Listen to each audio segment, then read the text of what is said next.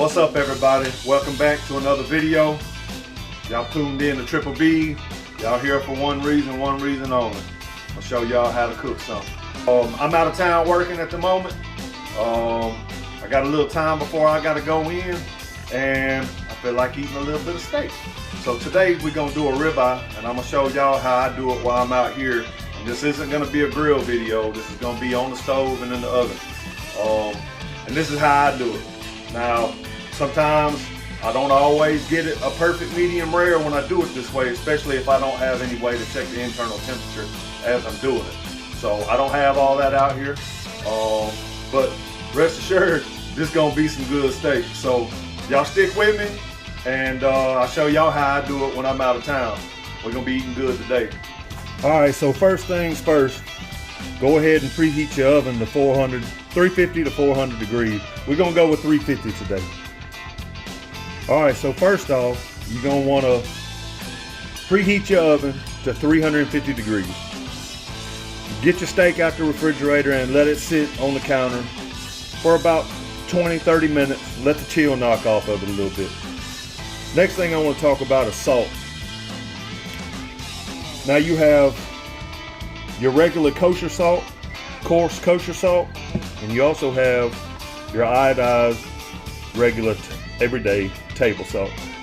Now, generally I don't like using this on a lot of applications, but because this is a steak and I like to salt brine my steak, we're gonna use this right here. The grains are a whole lot finer, as you can see. Let's see, we'll put some right here. You know what table salt looks like. And then your kosher salt is gonna be a little coarser grain. Big difference, big difference. So what using this finer salt is gonna do is it's gonna be able to penetrate the meat and go into the fibers a whole lot more, and you're trying to draw out all that water moisture. Now, generally when you cook meat, the moisture that you see, that people perceive as being moisture, is actually rendered fat. So moisture, water moisture, is actually not something that you want in your meat. So you want to try to draw it out as best as possible. So that's what we're going to do. So this is a thick cut of steak, as you can see, pretty thick, and it's beautifully marbled. But anyways, so we're going to go ahead and heavily salt this steak.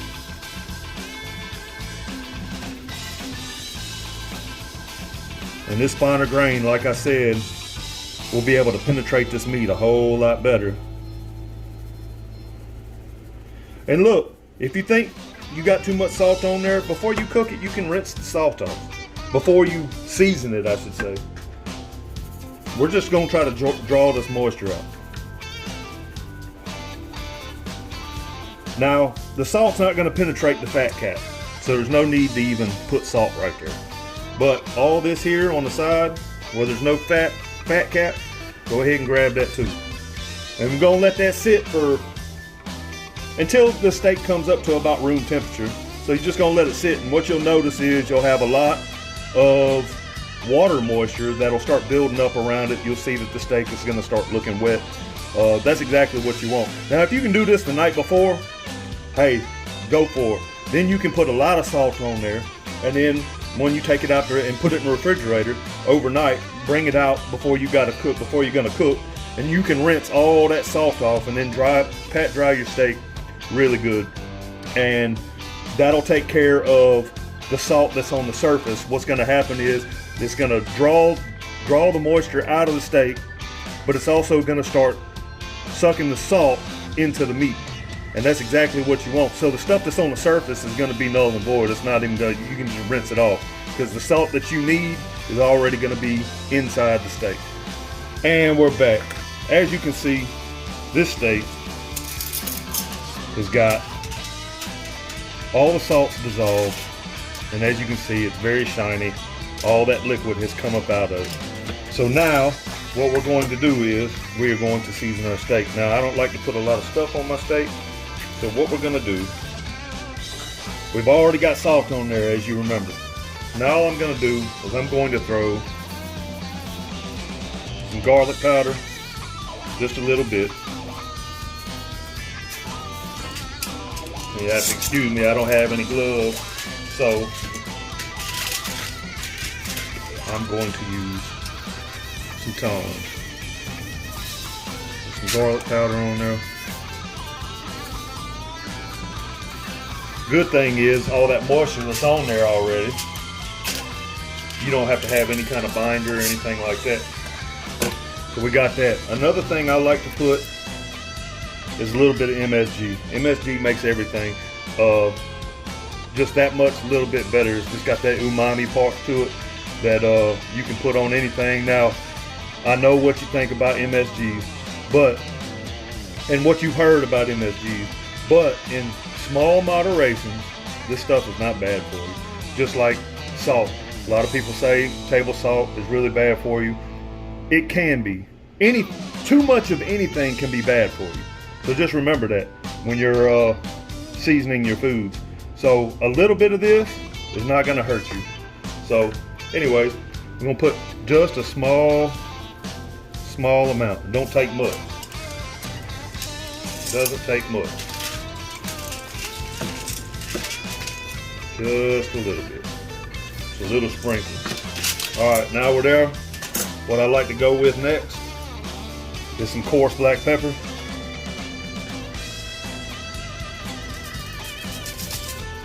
Now, I like pepper, so I go kind of heavy. You don't have to. Remember, a lot of people will put pepper on after the steak's cooked because, yeah, pepper can burn, and it can change the taste a little bit, but it's never bothered me.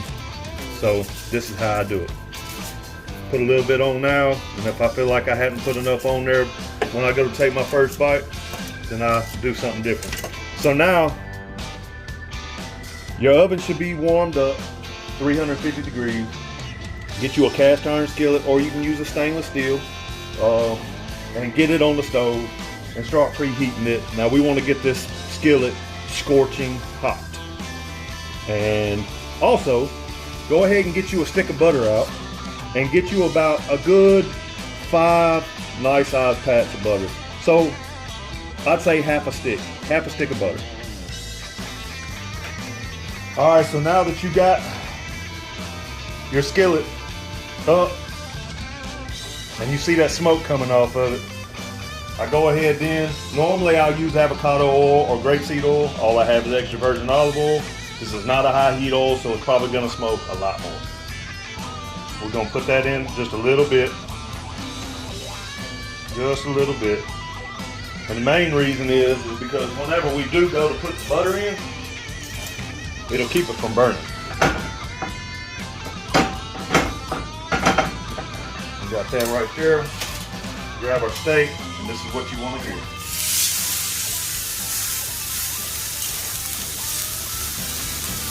You're gonna make sure you press it down, make sure that you got full contact with the bottom. And you're gonna let that sit until the steak releases. Do not pull it off that pan until the pan actually releases the steak on its own.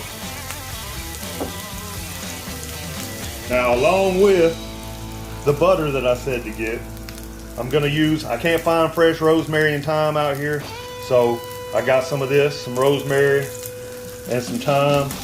And with this, because it's the dried out stuff, you kind of have to be careful. I wouldn't use as much as you would normally use if you used the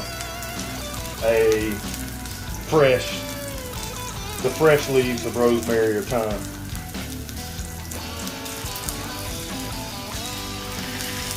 So it's still kind of sticking in the middle a little bit. We're gonna continue to let it go. This is a big, thick piece of meat, so you really don't have to worry about it too much. But you want that burner on high. Remember that. Shouldn't take no longer than about 1.5 minutes to 2 minutes per side.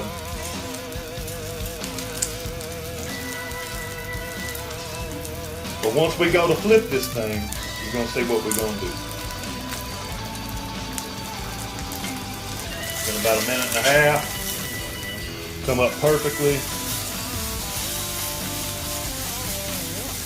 Turn your heat down to about medium-low at this point.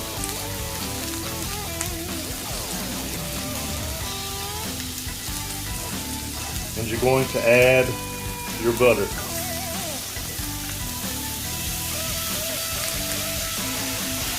Once you add your butter, if I had garlic, I'd throw garlic in there, but I don't have any garlic. So we're gonna add a little bit of rosemary, just a little bit of thyme, and that's gonna infuse that butter. I'd say about a teaspoon of rosemary and about a tablespoon of thyme. What we're gonna do, move y'all over here. What we're gonna do,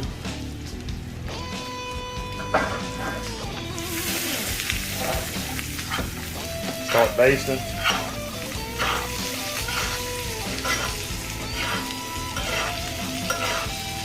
And you're gonna want it to cook on that side for about 2 minutes as well. Now we're gonna finish this up in the oven. But the reason why you turn your heat down is because you want your butter to brown. You don't want it to burn. And if you leave your heat up, that butter will start turning black. That's not what you're looking for. But man, I wish y'all could smell this right now. Now I should have cut some of this fat cap off. And the reason being is because what happens is if you don't trim some of this fat cap towards the spinalis side, you know, that real soft side of steak that everybody loves, and what happens is it starts curling, and that's what it did on me, and that's the reason why I didn't get a good crust right there, because it curled up. We're gonna let this go for about another probably minute. Remember, we're on low heat.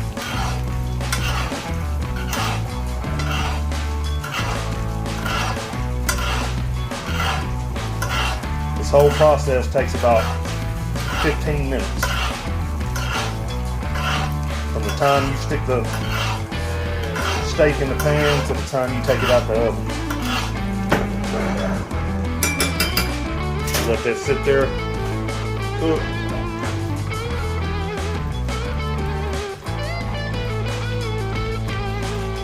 Now I'm gonna try to do this with no cuts in the video.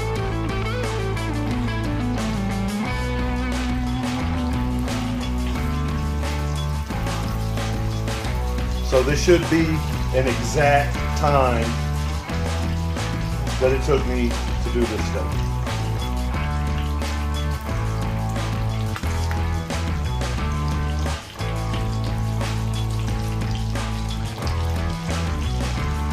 Alright. All right, about 10 more seconds.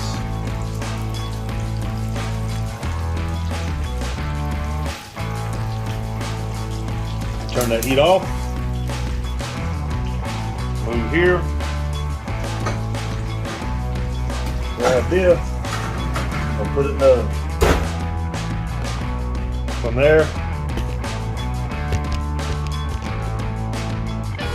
put a timer.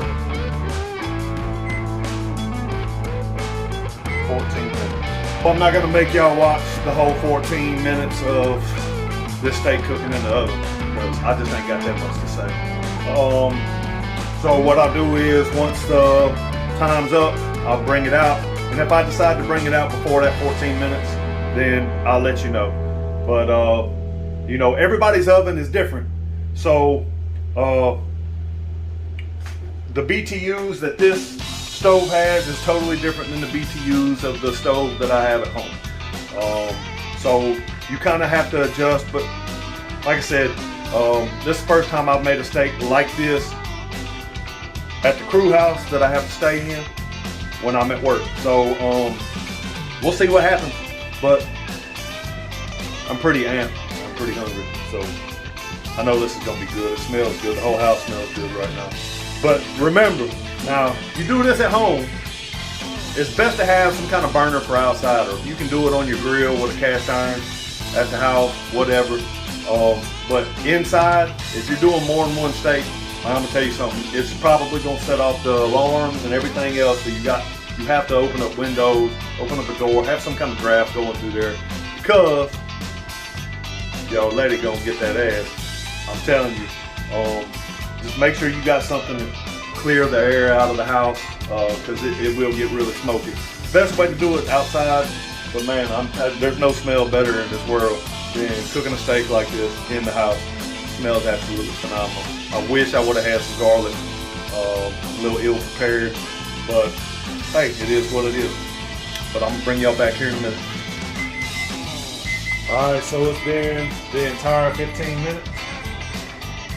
Turn that off. Steak out.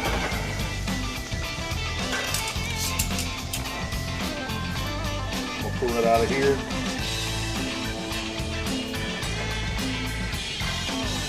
We're gonna let it rest. Gonna let it rest for at least 10 minutes. So the reason why you want to let it rest for that long is because this thing, if this was hot as hell and you pressed it on your skin, what's going to happen? You're going to tense up. Same thing, this is a muscle. So it just went through a crazy amount of heat.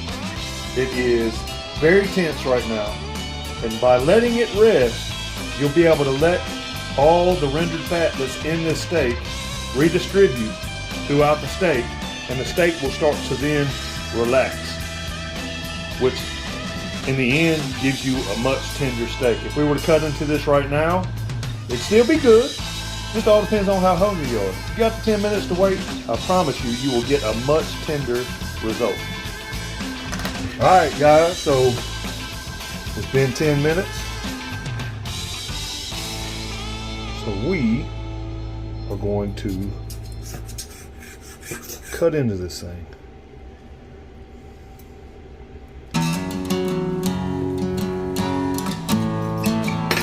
I'm doing this backwards, but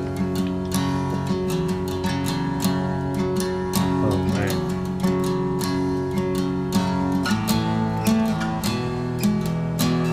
Perfect. I don't know if the light's doing this any justice. Perfect medium rare.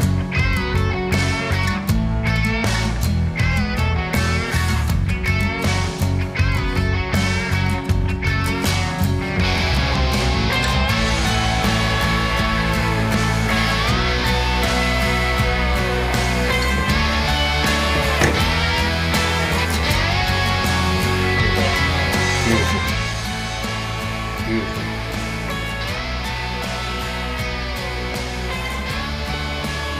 Tender. Oh yeah. Remember,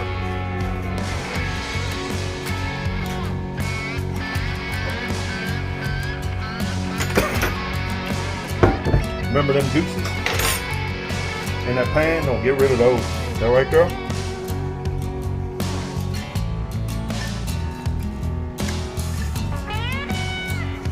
My God.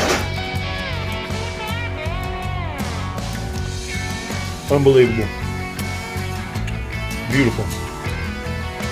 So that's how I would cook a steak while I'm out of town. And by myself. I'm doing a whole bunch of them, of course. I'm going to throw them on the grill. And learn by my mistake. If you're doing a whole bunch of steaks, let's say 7, 8 steaks, whatever, plus,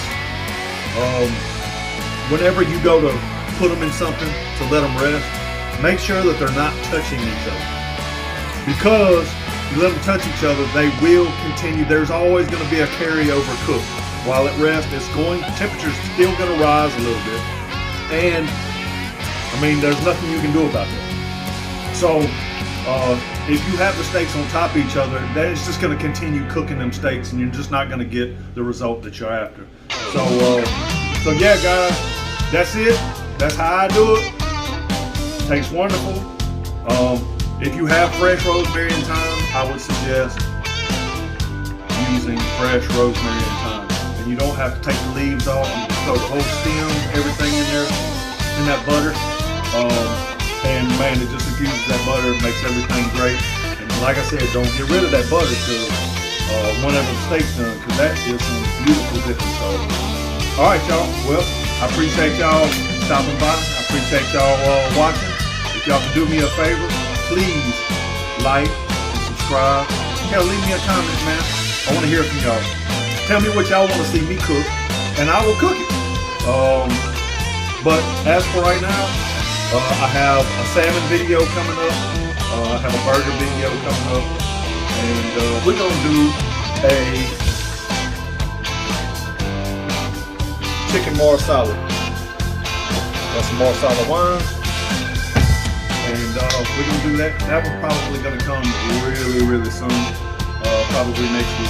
So thanks for tuning in. Thanks for hanging in there. Y'all give this a try. I'm telling you, it's better than going to a restaurant. I promise you that. So yeah, we'll see y'all later, man. I appreciate it.